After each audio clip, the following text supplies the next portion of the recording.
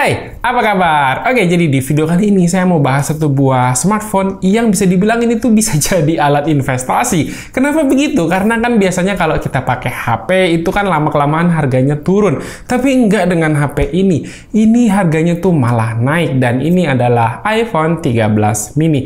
Yuk kita bahas gimana sih iPhone 13 mini ini di tahun 2023. Let's go!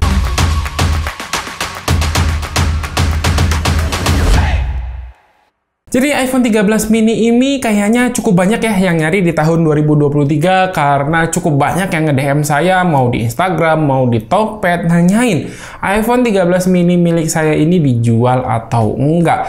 Dan kayaknya iPhone 13 mini ini secara stok itu nggak terlalu banyak ya karena kan di masa penjualan iPhone 13 series kemarin iPhone 13 mini ini jadi salah satu yang paling nggak laku. Jadi mungkin secara barang secondnya itu nggak terlalu banyak di pasaran. Dan saat ini dia cukup banyak yang nyari. Jadi kalau hukum ekonomi ketika demand-nya tinggi, supply-nya nggak terlalu banyak, maka harganya naik.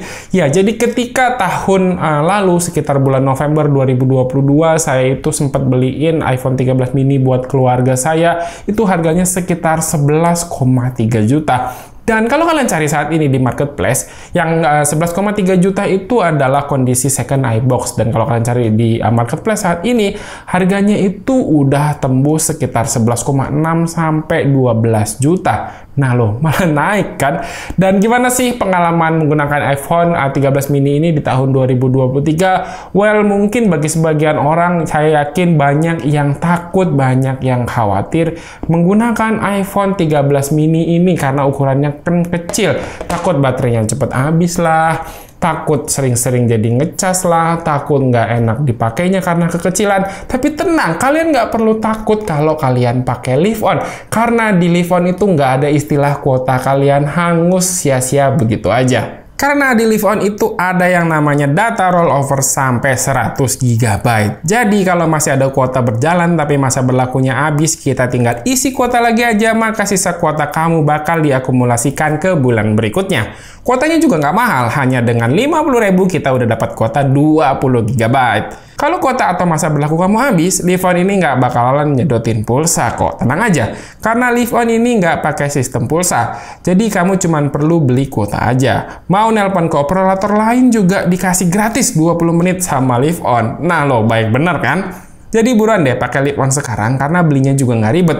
Tinggal duduk di rumah dan pesan langsung dari aplikasi atau e-commerce kesayangan kamu. Untuk aktivasinya dan juga beli kuota berikutnya gampang, tinggal langsung dari aplikasinya aja. So langsung buruan aja cek link pembelian yang ada di kolom deskripsi di bawah. So sekarang yuk kita lanjut bahas mengenai si iPhone 13 mini ini. Jadi mungkin orang bakal khawatir dengan baterai iPhone 13 mini ini. Di 1,5 tahun pemakaian, iPhone 13 mini ini bisa dibilang daya tahan baterainya udah nggak seawet sejak pertama kali dibeli.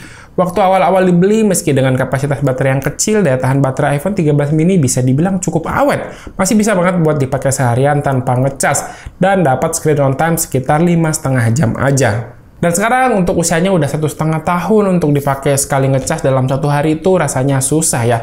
Karena kan baterai health-nya untuk iPhone 13 mini ini yang saya punya udah turun ke 86%. Jadi kalau dihitung baterai iPhone 13 mini ini kan sekitar 2400-an mAh.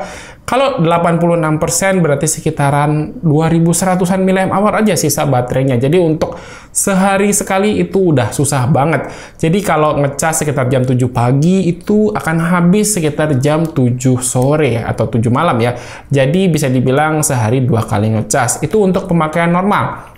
Buat dipakai nonton YouTube, sosial media, terus juga buat dipakai buka marketplace dan buka game sesekali aja. Terus kalau soal layar, ukuran iPhone 13 mini ini saya yakin bagi sebagian banyak orang itu termasuk ukuran layar yang kecil banget. Tapi untungnya di iPhone 13 mini ini dia punya ukuran notch yang lebih kecil ya dibandingkan dengan iPhone 12 mini.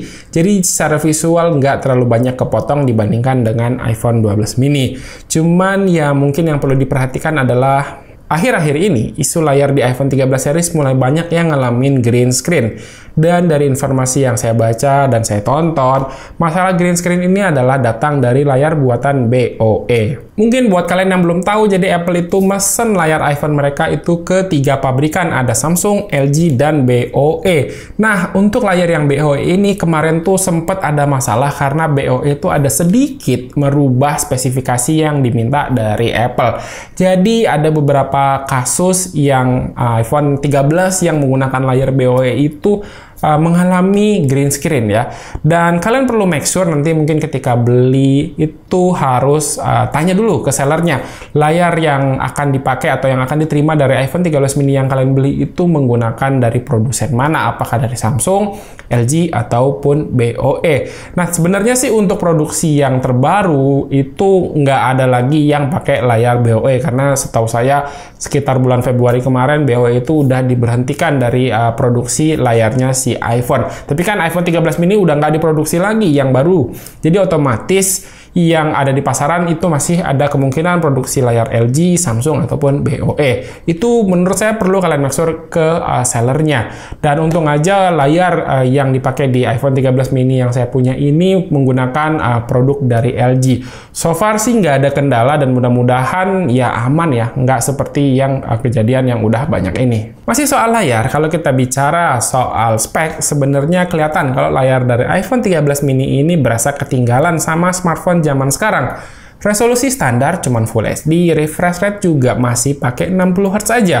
Kalau kalian berdampingan pakai iPhone 13 mini ini sama HP flagship lain, misalnya di sini saya pakai Samsung S23, layar di iPhone 13 mini ini berasa kurang, terutama di bagian refresh rate-nya. Tapi kalau kalian cuma pakai satu iPhone aja, iPhone 13 mini ini aja misalnya, saya yakin hal ini nggak akan jadi masalah, karena sebenarnya animasi Apple itu kan smooth ya.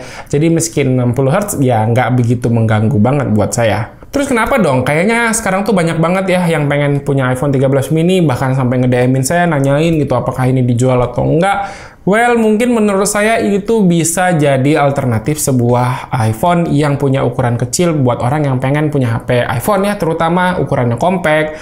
Itu kan opsinya nggak banyak, hanya ada 12 mini, 13 mini, SE, ya SE udah cukup ketinggalan ya, terutama di bagian layarnya. Dan ini tuh adalah salah satu alternatif yang paling menarik buat saat ini. Karena kalau kita pakai iPhone yang ukurannya kecil kan enak ya, dipegang satu layar enak, digenggam juga enak, disakuin itu nggak terlalu ngeganjal, dimasukin ke tas yang ukurannya kecil juga nggak terlalu makan banyak tempat. Terus selain itu, Apple juga kan terkenal punya dukungan yang panjang banget buat iPhone mereka. Misal di iOS 17 yang akan rilis nanti di September 2023, iPhone terakhir yang masih dapat update itu adalah iPhone XS ke atas. Jadi untuk iPhone X ke bawah itu udah nggak akan dapat update lagi. Artinya, kalau kita hitung, itu dapat update full sampai 5 tahun. Dan untuk hal ini masih belum bisa disaingi sama brand manapun. Paling dekat itu ya Samsung. Samsung itu kan 4+1 update-nya. Jadi kalau dihitung-hitung, kalau mau pakai iPhone 13 mini ini buat jangka panjang itu masih cocok banget karena usianya kan baru 1,5 tahun. Bisa dihitung dia bakal dapat update sampai 2026 atau sampai iOS 20. Secara jaringan dia juga udah support 5G ya. Jadi next mungkin 2 atau 3 tahun lagi jaringan 5G di Indonesia udah semakin oke, iPhone 13 mini ini juga udah siap. Secara performa ini juga oke ya dengan Apple A15 Bionic-nya yang juga masih dipakai di iPhone 14. Meski RAM-nya cuma 4GB, tapi untuk multitasking itu enak banget, smooth banget. Ini semua berkat efisiensi yang bagus dari iOS-nya. Jadi mungkin buat kalian yang selama ini pakai Android terus pengen pindah ke iOS, begitu lihat speknya iPhone 13 mini ini RAM-nya cuma 4GB, udah mending kalian nggak usah pusingin.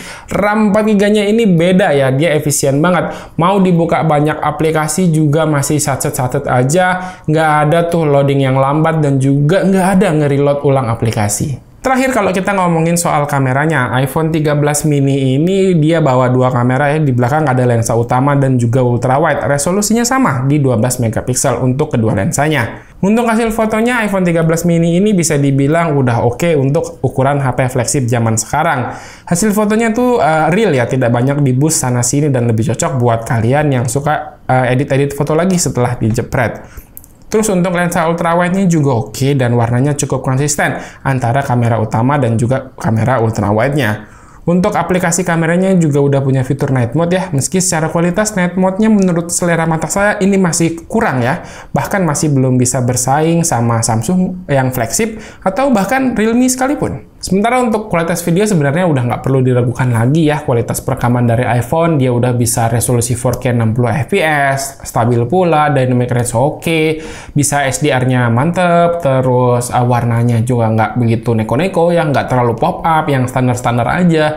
Ya, untuk video sih udah nggak perlu diragukan, si iPhone 13 mini ini oke banget. Oke, jadi kesimpulannya gimana sih penggunaan iPhone 13 mini di 2023 ini? Mungkin buat kalian yang saat ini sedang mempertimbangkan ingin beli, dan saya bisa bilang iPhone 13 mini ini masih sangat worth it banget buat dibeli, terutama buat kalian yang lagi ngejar iPhone yang ukurannya kecil, terus looknya juga modern, dan masih lumayan baru ya, hitungannya belum terlalu tua-tua banget lah umurnya.